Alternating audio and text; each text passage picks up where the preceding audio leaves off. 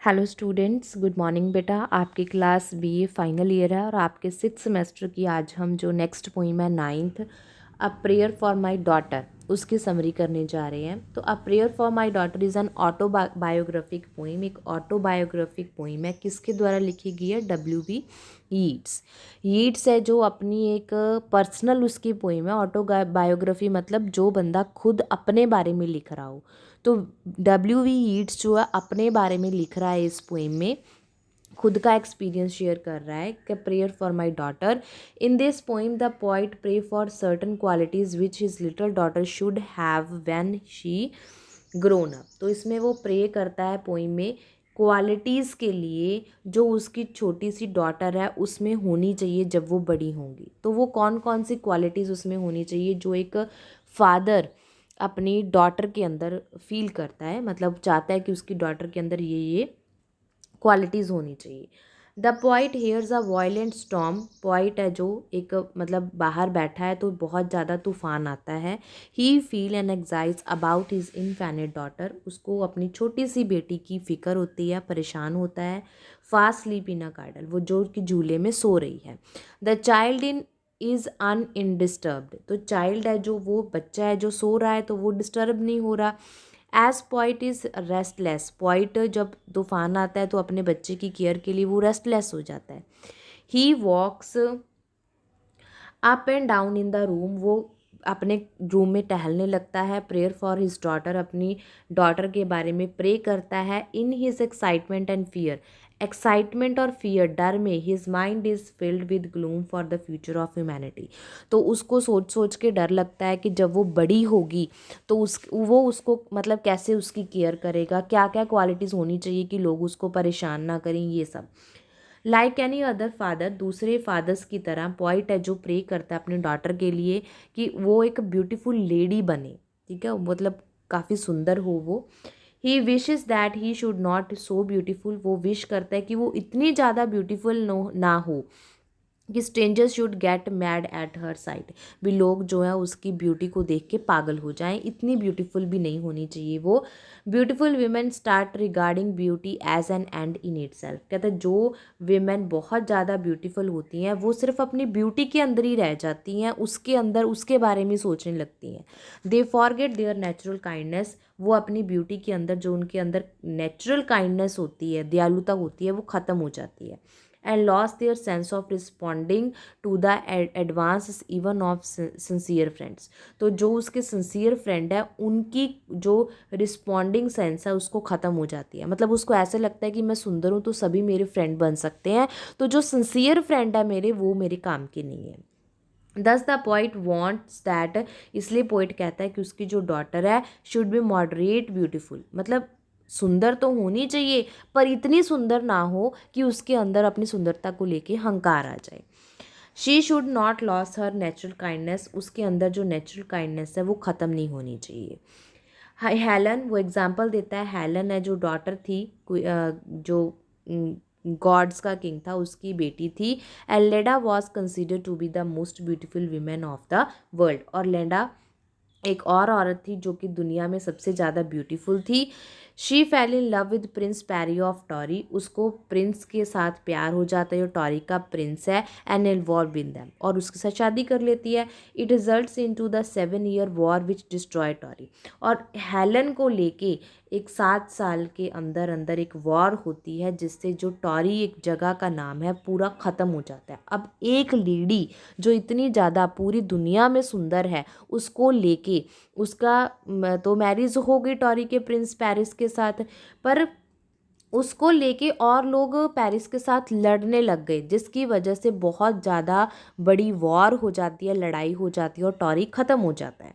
इस वे से the beautiful Helen unkindness and thoughtfulness was the cause of the war. तो इसमें पॉइट ने उस लड़ाई का कारण किसे बताया है? हेलन को, क्योंकि उसकी ब्यूटी इतनी ज़्यादा थी जिसकी वजह से लोगों ने लड़ाई की। इन द सेम वे, इसी तरह वो एक अदर एग्जाम्पल देता है। हु रॉज फ्रॉम द सी, जो कि सी से निकल के आई थी।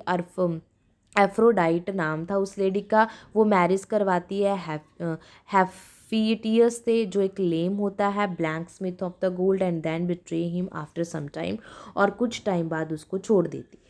दस extremely beautiful women are in the some way foolish, इसलिए वो कहता है, ये एग्जाम्पल क्यों देता है, क्योंकि जो बहुत ज़्यादा ब्यूटीफुल लेडीज़ होती हैं उनके जो काम होते हैं वो मूर्खों वाले होते हैं। It is possible that these women eat something special which makes them proud and foolish। कहते it is possible that, ये possible है कि ये जो women है eat something special, ये कुछ special खाती हैं, which makes them proud and foolish, जो उसको प्राउड गर्व महसूस करवाता है और वो मूर्ख भी होती हैं, thus becoming the cause of their own undoing, जिसके कारण वो खुद उनका फॉल हो जाता है। However, the poet wants that more than even beautiful, his daughter should be curious and well mannered। कहता ब्यूटीफुल, थोड़ी सी ब्यूटीफुल हो और उसके साथ उसके अंदर बहुत अच्छे मैनर्स भी हों। Hearts of the other people can be won by courtesy and not by beauty. कहता दूसरे लोगों का दिल वो अपनी दयालुता, अपनी अच्छी मैनर के साथ जीते, ना कि ब्यूटी के साथ। Some man may be befooled by beauty but in the end they choose women who may not be very beautiful but are kind and gorgeous। कहता कुछ लोग तो ब्यूटी के पीछे पागल हो जाते हैं, पर बाद में वो ऐसी लड़की को चुनते हैं जिनमें मैनर्स अच्छे हों, चाहे वो सुंदर कम हो। कॉन्टिन्यूइंग हिज प्रेयर, अपनी प्रेयर कंटिन्यू करते हुए पोइट चाहता है कि उसकी लड़की should flourish and acquire self sufficiency like a tree rooted in one place and hidden from the public gaze।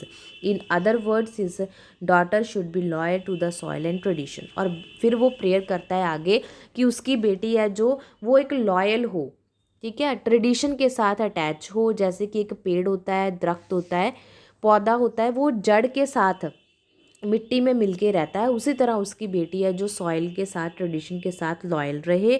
She should be natural हो, स्पोर्टिव हो, म्यूजिकल हो, मैरी हो एंड जीनियस हो। Thus the girl should combine in her two contradictory features. कहता कि एक लड़की में दो तरह के फीचर्स होने चाहिए, एक तो merry movements of the linnet with the standing rootedness of the tree, भी वो अपने एक जगह पे खड़ी रहने वाली होनी चाहिए, ऐसा ना हो कि ज़्यादा ब्यूटीफुल है तो इधर भी चली जाए उधर भी चली जाए, ऐसा ना हो।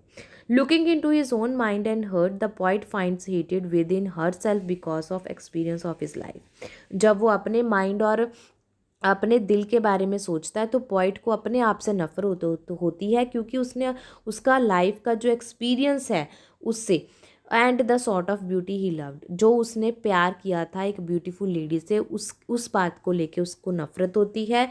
Hated is the worst of all the evil, वो कहता है कि जो नफरत है वो सभी बुराइयों की जड़ है। The mind without his evil, this evil can not B harmed, अगर कहता हमारे दिमाग में ईवल नहीं होगा तो वो हार्म नहीं होगा। It is safe from all attack just like a linnet who can not be pushed away from the leaf even by the furious wind.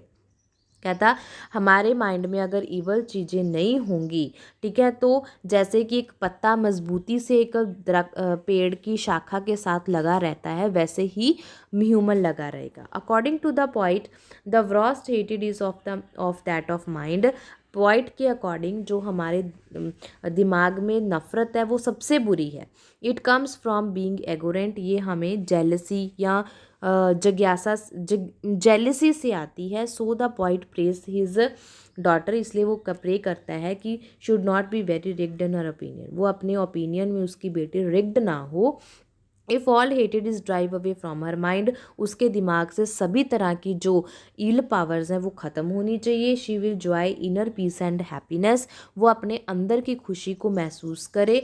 Here soil will fulfil with her self, उसकी जो आत्मा है वो खुद से भरी हो, उसमें किसी तरह की कोई नफ़रत या इल थॉट्स ना हो। The poet conclude his prayer by wishing a happy married life for her daughter, और अपनी प्रेयर को जो पॉइट इस बात से ख़त्म करता है कि उसकी बेटी है जो उसकी लाइफ बहुत अच्छी होनी चाहिए, married life. He hope that her husband will value Sargam and